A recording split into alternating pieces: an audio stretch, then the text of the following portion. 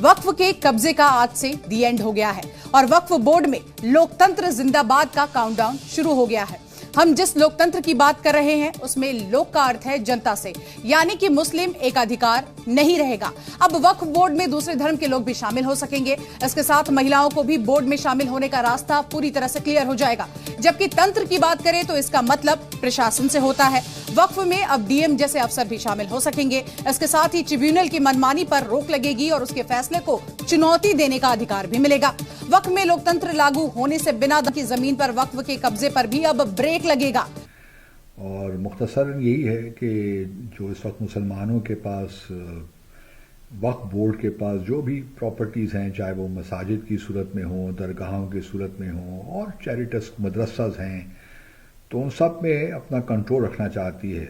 और इस पर मुसलमान बड़ा एहतजाज कर रहे हैं और उनके ख्याल में ये मोदी सरकार की एक और कोशिश है कि मुसलमानों को दबाया जाए। यही सेम चीज पाकिस्तान में की जाए कि पाकिस्तान में हिंदुओं के या कोई भी मिनॉरिटी, कोई भी दूसरी कम्युनिटी के लोग हैं, उनका त्योहार आए और वो सड़क के ऊपर अपनी पूजा करें या कुछ करें। अच्छा, आपकी कितने साल एज है? मेरी है 26 साल। 26 साल। यहाँ पे जहाँ पे हम रहते हैं यहाँ पे क्रिश्चियन कम्युनिटी ज्यादा है। ठीक है। चर्च देखे आपने? हाँ, बहुत कम है। आपने कभी चर्च की बेल की आवाज सुनी है? नहीं, बेल की आवाज, क्योंकि वो है माइनॉरिटी में। हम लोग उनको बेल की आवाज भी ऊंची नहीं करने देते। अच्छा। और हमने कभी उन्हें सड़कों पे, आपने देखा है? नहीं, हमने उन्हें सड़कों पे भी नहीं दिया। इवन उनकी भी ईस्टर आती है, उनकी भी ईद आती है, उसका नाम ईस्टर है, वो भी जाकर नमाज पढ़ते हैं, लेकिन हमने उन्हें सड़कों पे रहने दिया क्योंकि हम मेजोरिटी है। ऐसे ही इंडिया में अब आपको कब तक हम ये टेंशन कितनी पैदा कर दी? हर घर में टेंशन है, हर घर में डिवीजन है, तो कैसे हम इस माहौल में, एक तरफ दहशत गर्दी है जो हमारा जोग्राफिया है, उसके बाद लवाजमात हैं जिनको हम फेस कर रहे हैं, दूसरी तरफ हम ये स्ट्रगल कर रहे हैं और अपनी जो हमारी इकोनॉमी है उसको संभालने की कोशिश कर रहे हैं, तीसरी तरफ हम ये लड़ाइयाँ कर रहे हैं। तो ये हमें गौर करना होगा, इन सारी चीज़ों को दुरुस्त करना होगा। आगे एक एक कदम पीछे हटना होगा या कहने हैं एक कदम आगे आना होगा। जय हिंद दोस्तों, जो वक्फ बोर्ड का फर्जीवाड़ा था फाइनली वो समाप्त होने को है और पाकिस्तानी इस पर बहुत जले हो। पाकिस्तानी मतलब मर जा रहे हैं ये खबर सुन के। ऐसी आप देखे माहौल बना हुआ है। खास करके भारत में जो एम्बेसडर रह चुका पाकिस्तान का आतंकवादी अब्दुल बासित, वो तो पूरा प्रोपागेंडा करने पे लगा हुआ है। पाकिस्तान के लोगों को भड़काने की कोशिश कर रहा है, भारतीय मुस्लिम भाइयों को भड़काने की कोशिश कर रहा है कि ये तो नरेंद्र मोदी जी का मुस्लिमों के खिलाफ बहुत बड़ा एक प्लान हो गया, मुस्लिमों को दबाने की कोशिश की जा रही है, खत्म करने की। पूरा मतलब पाकिस्तान में इस समय प्रोपागेंडा से भर गया। लेकिन इन पाकिस्तानियों से कौन पूछे कि एक समय पे 20% जो हिंदू थे वो कहाँ चले गए, ईसाई कहाँ चले गए, सिख कहाँ चले गए पाकिस्तान से, क्रिश्चियन कहाँ चले गए, उसका जवाब नहीं मिलेगा। पाकिस्तानियों से कोई पूछ ले कि क्या तुम्हारे देश में मुस्लिम के अलावा कोई और धर्म का बोर्ड है, उस पर भी ये जवाब नहीं दे पाएंगे। जो मंदिर तोड़े गए उस पर भी ये जवाब नहीं दे पाएंगे। लेकिन भारत में इनको बात करनी है, खुद अपने देश की नहीं पड़ी है कि 2 वक्त की रोटी इनकी आवाम खा रही है या नहीं, या माँ बहनों को बेच रहे हैं, टीटीपी बीएलए आके ठोक रहे हैं, ठीक है, उसकी नहीं पड़ी है। लेकिन वक्फ बोर्ड का जो फर्जीवाड़ा खत्म हुआ भारत में, उस पे ये जो है प्रोपागेंडा फैलाने में लगे हुए। नाज़िया, आज हम बात करेंगे वक्फ बिल की। क्या है ये? सबसे पहले ये बिल क्या है और इसके ऊपर इतना हंगामा क्यों है? मुझे लगता है आरजू जी, ऐसा सवाल तो आपकी तरफ से नहीं आना चाहिए था, क्योंकि आप तो इस्लामिक देश में रहती हैं, तो आपने अल कुरान में कहीं पर पढ़ा होगा वक्फ बोर्ड। नहीं, मुझे तो ख्याल है कि मैं समझना चाहूंगी कि आखिर इतना क्या हंगामा है और क्यों ये बिल आया है। मुझे ऐसा लगा था कि वक्फ पर आपके बारे में बात करने से मुझे बहुत सारी आयतों का भी पता चलेगा कि हमने अल कुरान में वक्फ बोर्ड पर कौन कौन सी आयतें पढ़ी हैं। नौजुबिल्ला मैंने इसलिए बोला है क्योंकि हमारे अल कुरान में वक्फ बोर्ड को लेकर के कोई आयत या कोई तबसरा है ही नहीं। और एज वेल एज हमारे कॉन्स्टिट्यूशन जो भारत है उसमें भी वक्फ बोर्ड बोल करके कुछ है ही नहीं, हमारे भारत के संविधान में भी।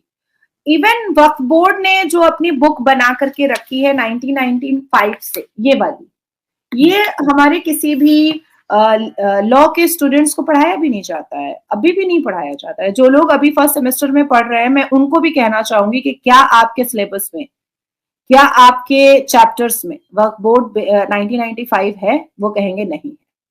ठीक है, आज पिछले कई दिनों से अवैसी साहब भी बहुत चीख रहे हैं और सारे मुसलमान जो है वो बिना सीजन के, बिना मुहर्रम के मातम कर रहे हैं। तो मुझे तो बुरा लगता है, मैं भी मुस्लिम हूँ, लेकिन ये लैंड जिहाद में मैं तो पार्टिसिपेट नहीं करना चाहूंगी, बिल्कुल भी नहीं करना चाहूंगी आरजू जी।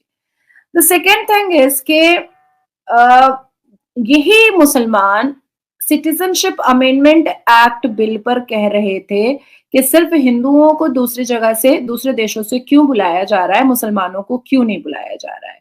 और यही मुसलमान भारत के आज वक्फ बोर्ड पर ये कह रहे हैं और सारे ठेकेदार मिलकर के कह रहे हैं कि मुसलमानों को बहुत ज्यादा अत्याचारित भारत में किया जा रहा है। तो जहां पर ऑलरेडी 25 करोड़ मुसलमान अत्याचारित हो रहे हैं, वहां पर बाकी लोगों को क्यों बुलवाना चाहते हो भैया अत्याचारित होने के लिए, है ना। बहुत सिंपल, बहुत क्रिस्टल क्लियर और सिंपल सी बात है। अब बात आती है कि हमारे भारत में इंडियन आर्मी के बाद और रेलवे के बाद अगर सबसे ज्यादा संपत्ति है तो वक्फ बोर्ड के पास है।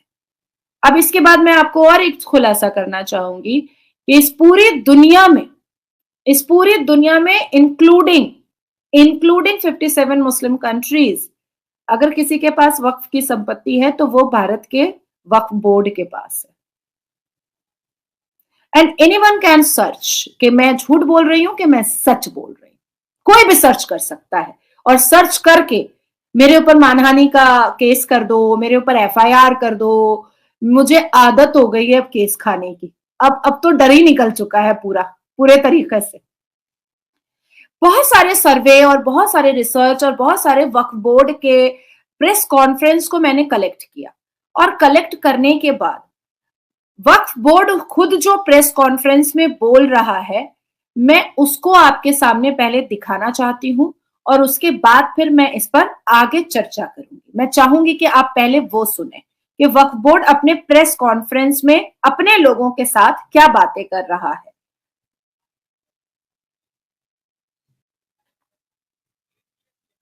हिंदुस्तान, ये सारे लोग मानते हैं कि दुनिया में सबसे ज्यादा वक्फ जायदादें हिंदुस्तान में है। हिंदुस्तान के बाद दूसरे नंबर पर टर्की है, जो बहुत पीछे है हिंदुस्तान के मुकाबले। जो नंबर ऑफ प्रॉपर्टीज हैं उसके लिहाज से नंबर 1 सारी दुनिया में वो हिंदुस्तान है। दुनिया में वक्फ के जो मेन हब्स माने जाते हैं वो हिंदुस्तान, पाकिस्तान, टर्की और सीरिया, फलस्तीन और मक्का, मदीना, ये मेन हब्स माने जाते हैं। उसमें सबसे पहला नंबर हिंदुस्तान का है, जहां सबसे ज्यादा जायदादें वक्फ की हैं। सच्चर कमेटी ने रिपोर्ट में मौजूद है कि जो एस्टिमेशन किया है वक्फ की जायदादों का वो 60 लाख एकड़, 6 मिलियन एकर्स, यानी 24,280 स्क्वायर किलोमीटर की जायदाद है हिंदुस्तान में वक्फ। 24,280 स्क्वायर किलोमीटर, ये कितना बड़ा रकबा है आप अंदाजा इसका इससे लगा लीजिए कि जो केरला है, केरला का रकबा 38,863 स्क्वायर किलोमीटर है। 60 लाख एकड़ और 24,280 स्क्वायर किलोमीटर पर। खुद सुन लिया आपने, बिल्कुल। और ऐसे इन्हीं के अंदर के लोगों से मैंने इनके बातचीत को बहुत सारा निकलवा लिया है और इनके अंदर के ही लोगों ने मुझे भेज दिया है। और मुख्तसरन यही है कि जो इस वक्त मुसलमानों के पास वक्फ बोर्ड के पास जो भी प्रॉपर्टीज़ हैं, चाहे वो मसाजिद की सूरत में हों, दरगाहों की सूरत में हों और चैरिटस मदरसाज हैं, तो उन सब में अपना कंट्रोल रखना चाहती है। और इस पे मुसलमान बड़ा एहतजाज कर रहे हैं और उनके ख़्याल में ये मोदी सरकार की एक और कोशिश है कि मुसलमानों को दबाया जाए।